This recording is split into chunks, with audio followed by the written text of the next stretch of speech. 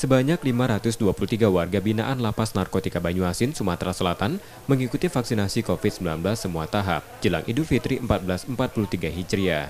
Hal ini sebagai persiapan warga binaan yang mendapatkan remisi, tak lagi kesulitan melakukan vaksinasi COVID-19. Vaksinasi booster kerjasama Kanwil Kemenkumham Sumatera Selatan dan BIN daerah Sumsel. Sedikitnya 16.000 warga binaan di rutan dan lapas di Sumatera Selatan yang ditarget mendapatkan vaksinasi COVID-19 lengkap. Kerjasama dengan Kumham agar melaksanakan kegiatan vaksin di lapas-lapas. Karena saya adalah Korwil Banyuasin, sehingga saya mengkoordinasikan dengan lapas narkotika kelas 2B di Banyuasin ini. Ternyata masih banyak yang belum divaksin, khususnya yang booster ya. Booster. Kemarin ada kendala tentang NIK, setelah saya koordinasikan dengan Dukcapil, bahkan 3 hari di sini semuanya alhamdulillah berhasil. 80%, ada beberapa kendala namun sekarang masih proses untuk penyelesaiannya.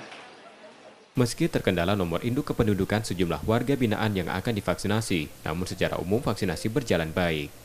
M. Rizky Nurmizan, Kompas TV, Banyuasin, Sumatera Selatan.